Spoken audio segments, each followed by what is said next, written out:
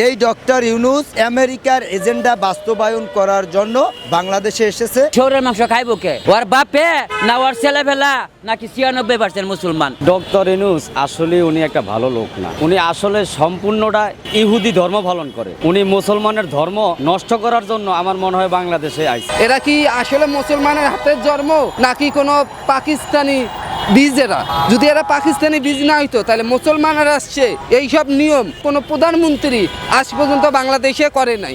এটা যে করা এটা একটা চরম অন্যায় হয়েছে। সে মুসলমান না, সে কোন জাতি এইটাই আজ পর্যন্ত বাঙালি ধরতে পারে না।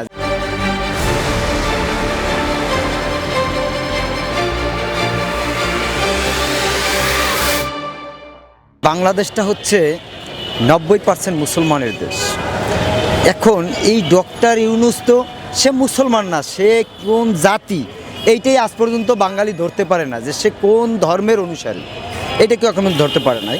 মার্কিন যুক্তরাষ্ট্রের সাথে যে অবৈধ গোলামি চুক্তিটা করেছে এর ভিতরে আমরা ইতিমধ্যে জানতে পেরেছি যে শুয়োরের মাংস বাধ্যতামূলক বাংলাদেশে আমদানি করতে হবে। আরে ভাই, কেন? 90% মুসলমানের দেশ, এখানে শুয়োরের মাংস দিয়ে কী করবে? এখন সেটা দিয়ে কোনো পণ্য তৈরি হবে নাকি এটা রেস্টুরেন্টে বার্গার বানিয়ে বিক্রি করা হবে, কোনটা? এখন এইটা জানার জন্যই কিন্তু আমি বিগত দিনগুলোতে লড়াই করে আসছি। অবিলম্বে এই 32 পৃষ্ঠা চুক্তির ভিতরে, ইউনূসের এই অবৈধ চুক্তির ভিতরে কি আছে এইটা জনগণের সামনে উন্মোচন করতে হবে। আর এই চুক্তিতে যদি জনগণের স্বার্থবিরোধী, রাষ্ট্রের স্বার্থবিরোধী কিছু থাকে, এই চুক্তি এই সরকারকে বাতিল করতে হবে।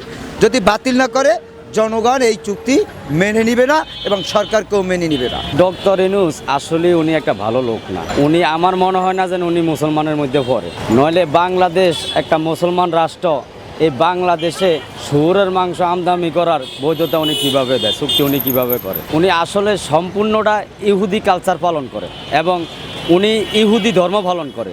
উনি মুসলমানের ধর্ম নষ্ট করার জন্য আমার মনে হয় বাংলাদেশে আইছে।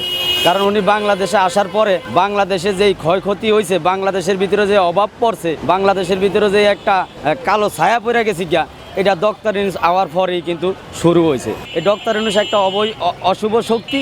এই অশুভ শক্তি বাংলাদেশে ঢোকার পরে বাংলাদেশ আজকে একটা ধ্বংসে পরিণত হয়ে গেছে গিয়া। এই ইহুদি, এই ডক্টর ইউনূস একটা সুদখোর, ওই একটা দেশ ধ্বংসকারী এবং উনি একটা রাজাকারপন্থী লোক। এই ডক্টর ইউনূস বাংলাদেশের মতন একটা দেশে, মুসলমানের একটা দেশে কিভাবে শুয়োরের মাংস আনার অনুমতি এই ডক্টর ইউনূস দেয়, এই সুদখোর ইউনূস দেয়? এটা কোনো মতে আমার পক্ষে সম্ভব না। এটা ওরা একটা রাজাকার ইহুদি, ওরা আসলে ইহুদি। সে শহরের ব্যবহার করছে, সে শহরের মাংস খাবো। এই ইউনূস তার পলিটিক্স ব্যাপারে এই বাংলাদেশে আর কিছু দিতে পারলো না। তিনি যে শহরের মাংস খাবে, তিনি শহরের ব্যবহার করে দিয়ে গেছে বাংলাদেশকে। সে শহরের মাংস আনার দায়িত্ব নিল নাকি? তো শহরের মাংস খাইবো কে? ওর বাপে না ওর ছেলেবেলা নাকি 96% মুসলমান? উনি এমন একজন বেঈমান, এমন একজন প্রতারক, অবশেষে ক্ষমতা ছাড়ার দায়িত্বে আগে উনা বলছে যে বাংলাদেশ একটা জালিয়াতিতে চ্যাম্পিয়ন। জাতিসংঘে বা কারো কাছে যে দেশ যে খারাপ কেউ কখনো প্রচার করে না। সুর আছে, ডাকাইত আছে, অন্ততপক্ষে দেশকে বাঁচায়। আমাদের মুসলিম জাতি তো শুকরের মাংস নিষিদ্ধ, আমরা তো ওইটা অ্যাকসেপ্ট করি না। একজন মুসলিম হিসাবে এটা আমি মনে করি না এটা ঠিক হচ্ছে।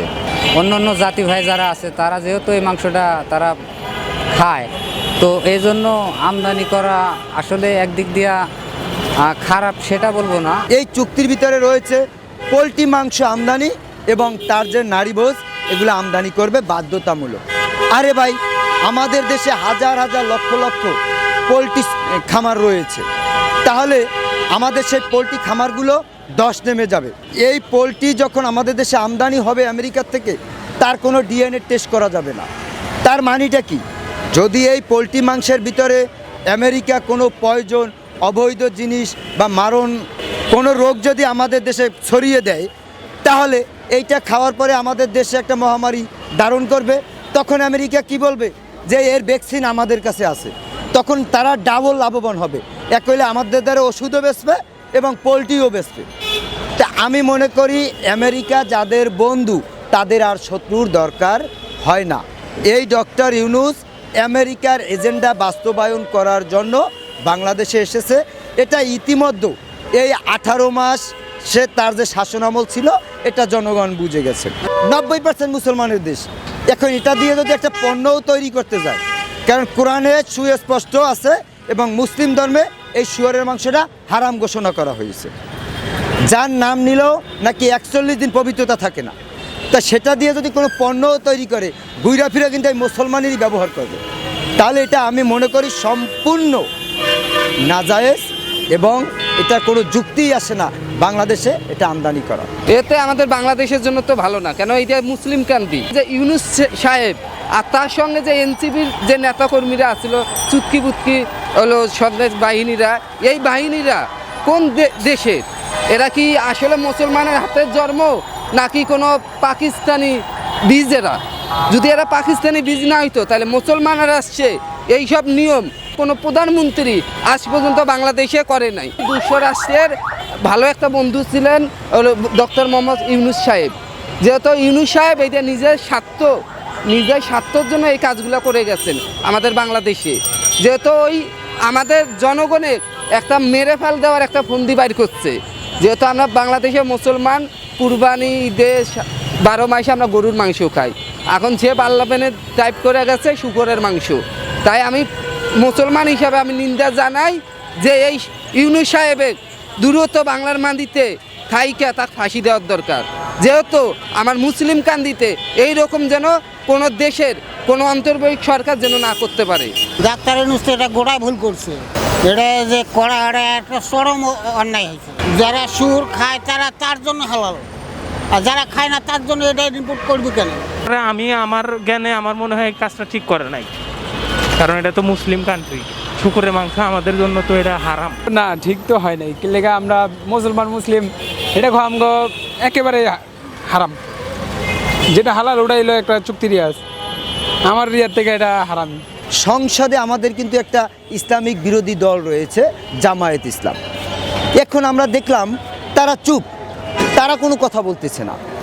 এখন তারা যে কথা বলতেছে না এর মানেটা কি? তাহলে আমরা দেখেছি এই যে অন্তর্বর্তীকালীন সরকারের যে পররাষ্ট্র উপদেষ্টা ছিল খলিলুর রহমান, সে বলেছিল যে জামাত বিএনপির সম্মতিতেই এই চুক্তি করা হয়েছে। তাহলে আমরা স্পষ্ট বুঝতে পেরেছি যে এর ভিতরে জামাতও আছে, তারা যখন মুখ বন্ধ করে আছে, তাহলে জামাত যদি সঠিক ইসলামিক দল হয়ে থাকে তাহলে কেন তারা এটার বিরোধিতা করলো না?